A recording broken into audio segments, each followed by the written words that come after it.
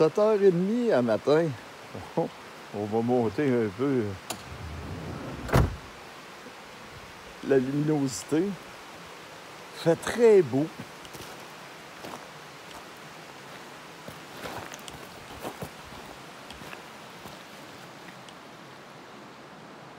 On prend la route.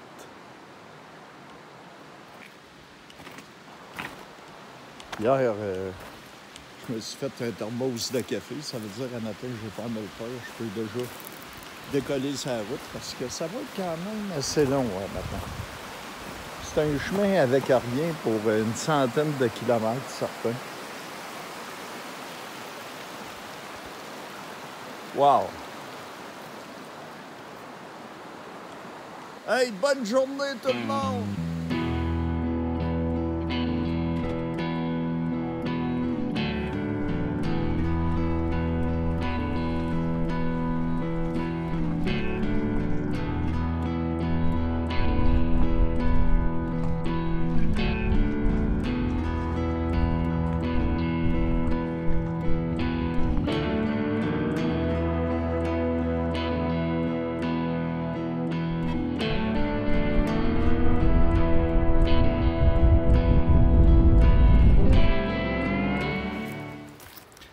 Il fallait absolument que j'arrête de vous montrer ça.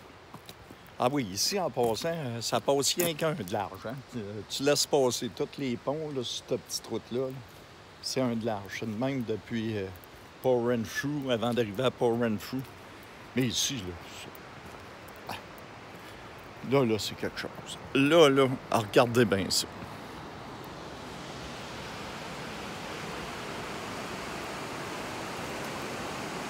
Hey!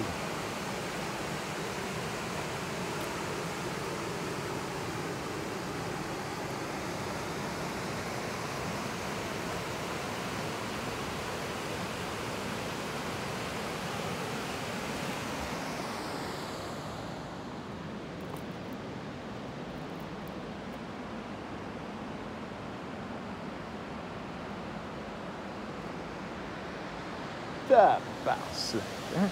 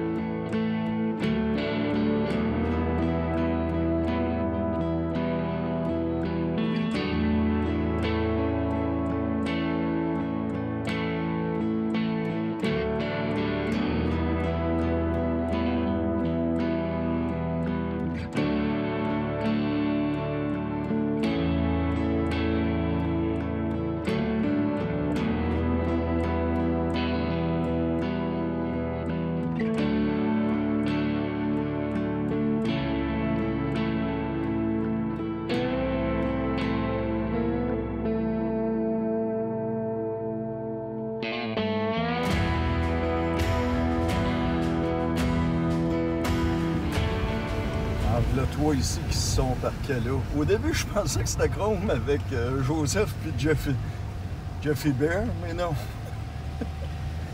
Et il y avait des vannes qui se ressemblaient pas. Je viens d'arriver à Cowichan Lake.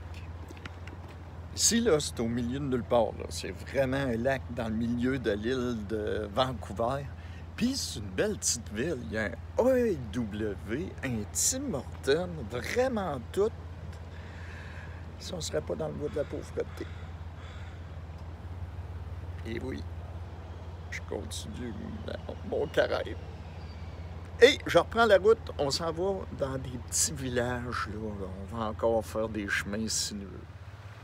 Ouais, là, le chemin que j'ai pris, là, j'ai pas vu un char depuis un char, un pick-up, tout ce que tu veux depuis un mot t'as dit bout de temps. Oh, une belle petite chute.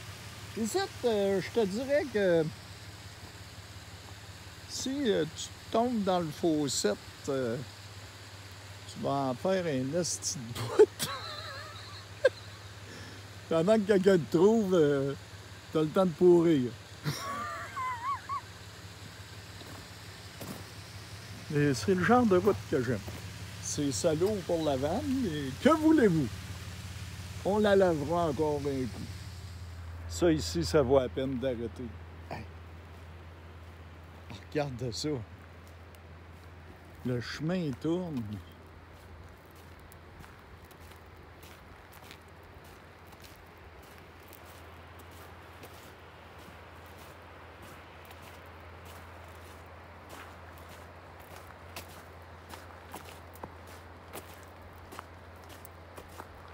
Je sais pas où je m'en vais exactement, mais c'est vraiment spécial.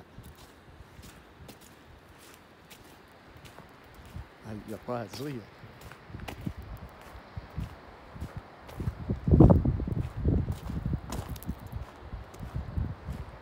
Je n'ose pas aller trop proche. Regardez ça. Ah!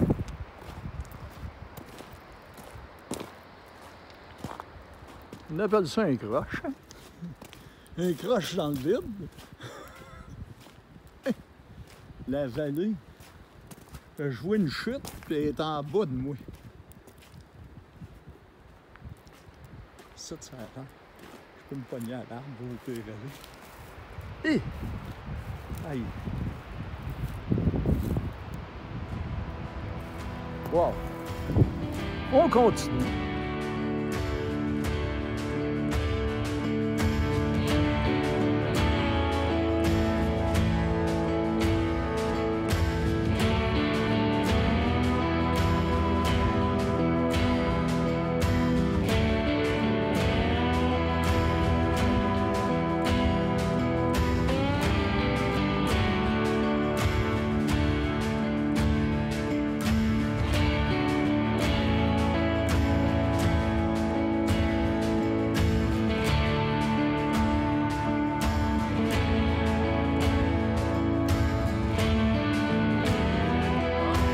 C'est moi, dans le chemin, la route est là.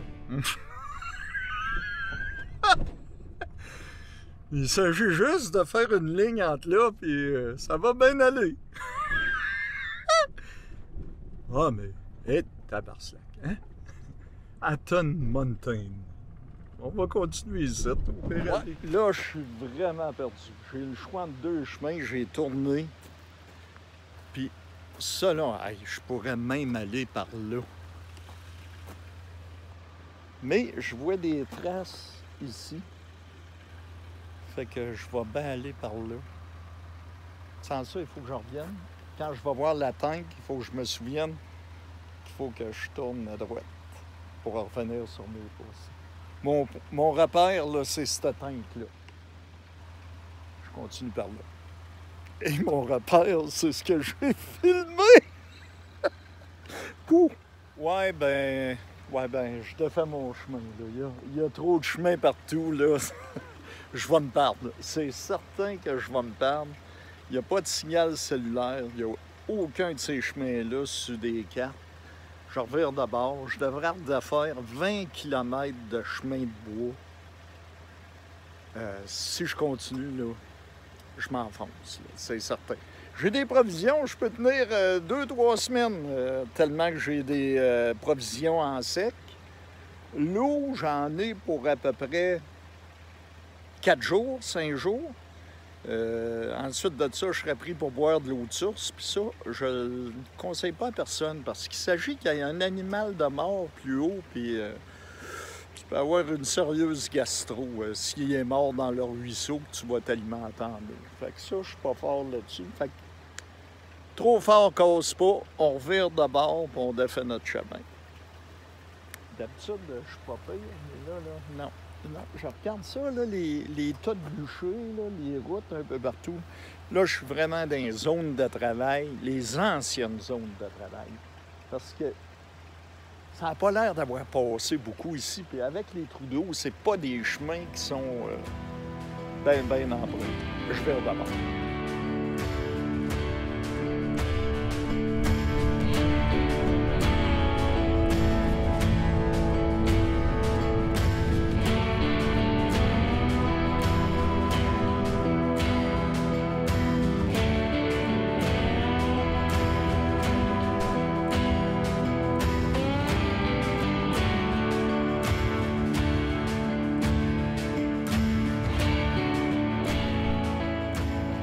quand j'ai décidé de virer de bord, j'étais à 21 cas. Ensuite, 20, 19, 18, je suis rendu à 17 cas. Ça veut dire que je me suis enfoncé de 21 km sur la mauvaise route. 21 km. À 30 km/h, parce que c'est des chemins de cabane à sucre. Mais, juste ça, là, ce petit signal-là, là, tout petit, là, il est cloué à un arbre, là. Ça, c'est de l'espoir. Puis ça, là, quand tu vois ça, là, en espérant que quand j'arrive à 0 cas, il va y avoir un chemin.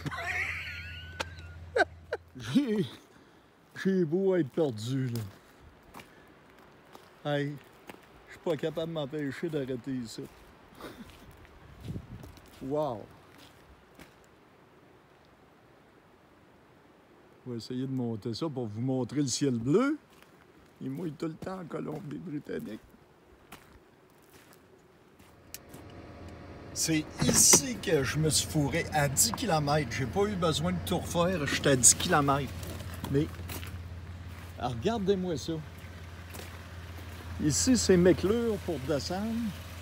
Puis ici, c'est Caicos. Mais, allez regarder les deux.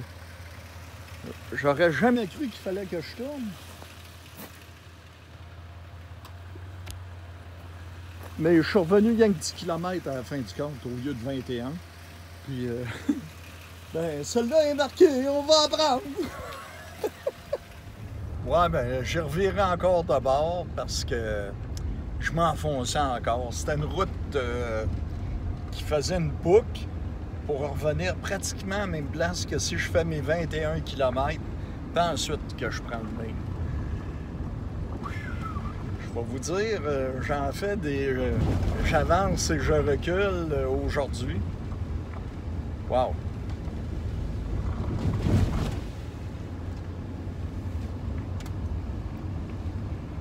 Je sais pas quoi dire. Je sais vraiment pas quoi dire. Mais là je redéfais mes 21 km. Faut vraiment que je retrouve un repère solide sur le lac. Le lac que j'étais un matin, Kaolicha. Faut que je me retrouve là.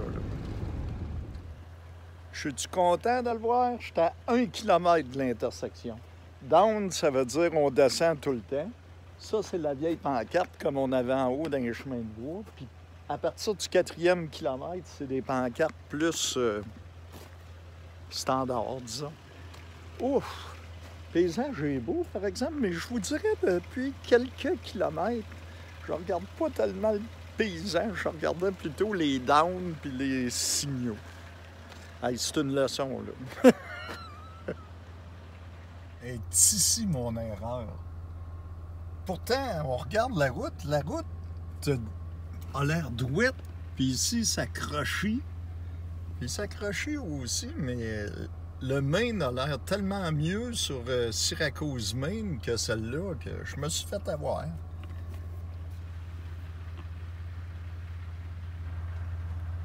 Et oui, donc on tourne sur la petite route qui est la route principale. Chercher l'erreur. Ouais, ben là, j'abandonne. Je vais faire revenir sur le pas du lac, puis je ressors à un endroit civilisé, là. Oh, wow! J'étais au bout du lac, j'ai même du Wi-Fi.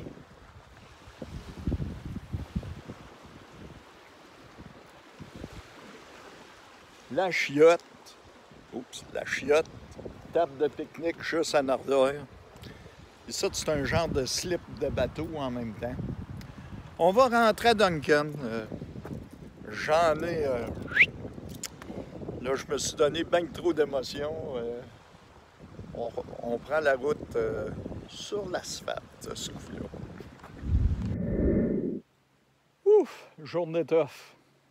Il y avait un gradeur qui faisait le chemin, fait que j'ai été pris pour tasser parce qu'il s'en venait une vanne. Et oui. Fait que là, j'ai tout vidé mon stock pour rien. Bon, J'ai pas pensé que c'était un 2010, que le spare était en dessous en avant. Donc, pas de réseau cellulaire. Il y a du monde qui a arrêté, mais je suis correct pour me réparer. Puis il y a un garage pas loin pour un tailleur neuf. C'est une journée, on fera pas beaucoup de route. On va faire beaucoup de va-et-vient.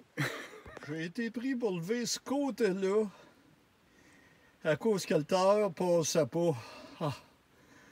Hey, je le gagne, mon ciel. Sûrement, comme moi, vous vous disiez, hey, c'est réparé, il est sale. Oups!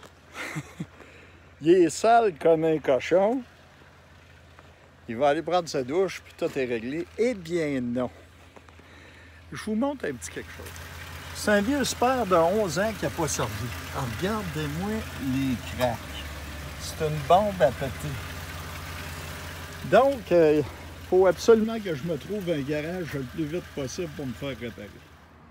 Je suis rendu chez OK Tailleur, puis j'en reviens pas comment c'est compliqué de me trouver un tailleur pour aller en dessous de ça. Là, il regarde dans ses usagers parce que dans le neuf, il n'y a rien. Anyway, il va me trouver de quoi là, pour me dépanner pour me rendre à Victoria. 2 tailleurs neufs dans le devant de la vanne, ça prend matché pour ne pas péter son différentiel. Ça, c'est normal.